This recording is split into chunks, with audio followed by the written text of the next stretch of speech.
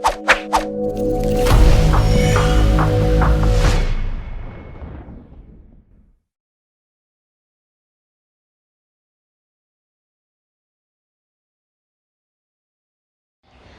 and welcome.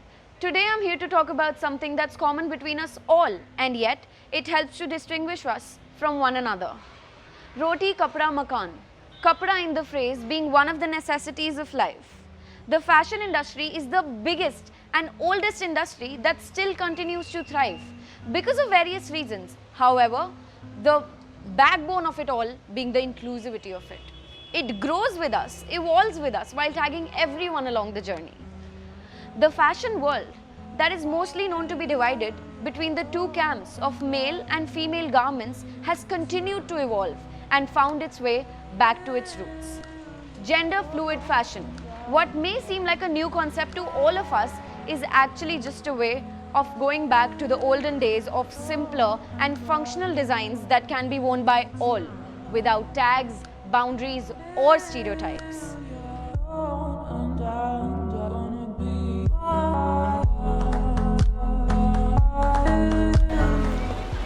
Now I'm headed off to meet not one but two very experienced and talented people. Anurag Dubey, who's a stylist, and Rudradaman Singh, who's an artist. They're a very cute couple, but the cherry on top is their creative take on the subjects that'll help us understand about gender fluidity a little better. And also keep an eye for the few brand names to be dropped for the next time you want to try gender fluid clothes for yourself.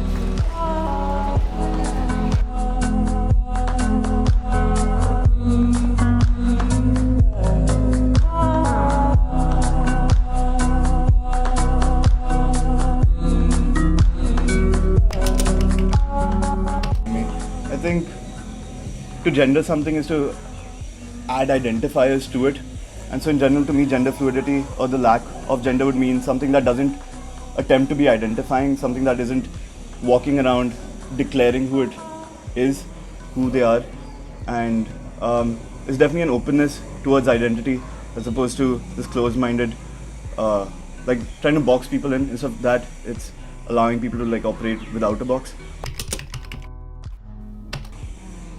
I'm surprised like that's a thing even. I feel like all fashion should be gender fluid. I feel like everybody should be able to wear skirts without it being a mark of anything. I think wearing nail paint shouldn't identify you as any certain kind of person. I don't think, like, I'm surprised it hasn't been embraced already is what I mean to say. I don't know if it was really not left to the people who make the products and who gain the business. It could just be something that you found at your place from your grandmom or like anything. It doesn't have to be there lying in a section of market gender neutral fashion for you to go and pick it up and be like, hey, I can be gender neutral today. No, you can just go to your grandma and pick up a sari and wear it. Okay, I'm sure you must have interviewed Sumeran. Sumeran has a brand called Anam. Then a friend of mine called Nilab Kumar has a brand called Nico Studio. And there is a brand called Puchki Table, which is a resto plus a clothing line. And all these people, they experiment with, animal rights and gender neutrality and like, utilitarian wear and like artistic view on clothing about, you don't have to be wearing a pant and a shirt when you don't think you're made for a pant and a shirt.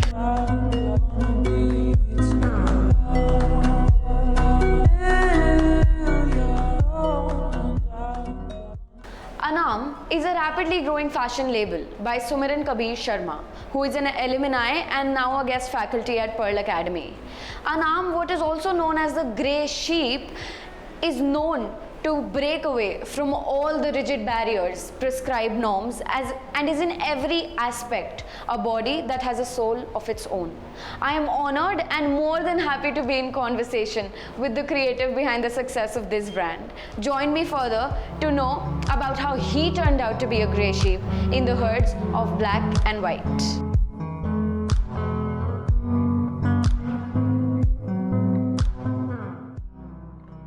So firstly, I would like to know, what exactly does gender fluid fashion mean? Like if you Google it, it has a few definitions, but it means different to different people. I can speak about what it means to me or in our brand, which means that whenever we design at Anam, we are never thinking of like body parts that define a woman or a man or a woman. The sexes, basically.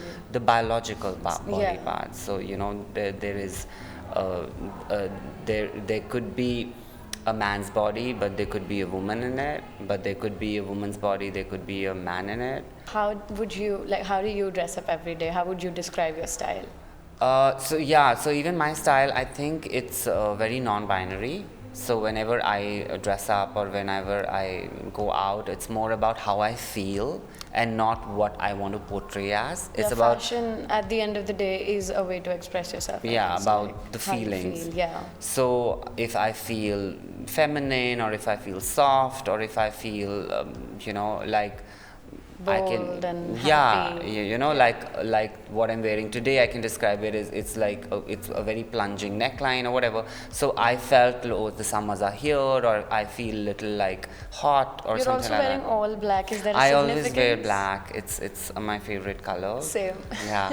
So yeah, I think also black is like a very non-binary color. So do you think this time when gender fluid is also again trending, it's just a trend that will come and go in the repetition cycle, or it's here to stay in the market? Yeah, I think it's here to stay because we are just moving into a more inclusive world.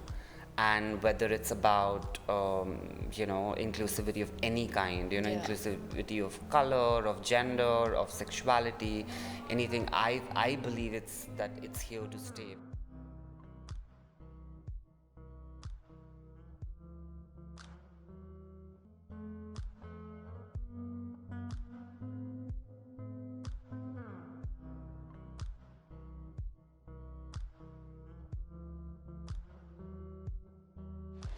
Through makeup, styling, jewelry, clothes, or simply by not putting any efforts at all to be a part of this fashion world, we all still somehow fit right in by being true to ourselves.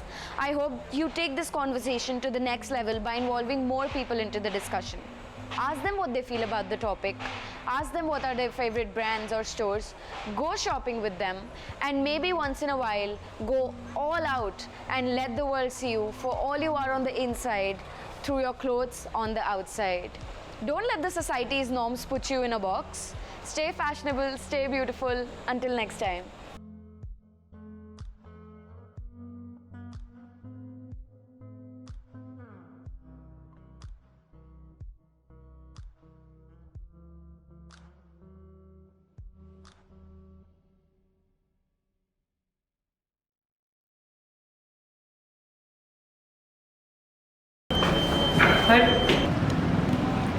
I have a doubt, guys.